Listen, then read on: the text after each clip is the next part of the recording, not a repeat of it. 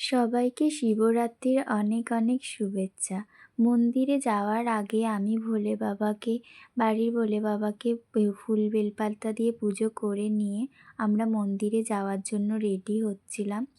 তো ওখানে ফুল, দুধ সমস্ত কিছু গুছিয়ে নিয়ে আমি, বৌদি, দাদা, মা রওনা দিই মন্দিরের পথে। ওখানে পৌঁছে গিয়ে আমরা দেখি মন্দিরে প্রচণ্ড ভিড়, অনেকে পুজো করছে। পরেই ছিল আমাদের লাইন, তো আমরা অপেক্ষা করছিলাম কখন আমাদেরকে ডাকবে। তার পরপরই আমরা পুজো করে নিয়ে, অঞ্জলি দিয়ে নিয়ে, ভোলে বাবার মাথায় জল ঢেলে, বু ধূপ আর মোমবাতি দেখিয়ে নিজেদের মনে যা কথা ছিল বাবাকে জানিয়ে আমরা ওখানে মোমবাতি আর ধূপ লাগিয়ে দিই। তারপরে আবার মন্দিরের ভেতরে আসি। দাদা বৌদি ব্রাহ্মণের থেকে আশীর্বাদ নিচ্ছিল।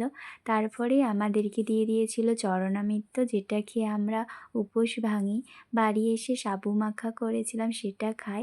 আর জানো তো, ব্লাউজটা না আমি নিজে বানিয়েছিলাম। কেমন হয়েছে জানিও। তো চলো, টাটা।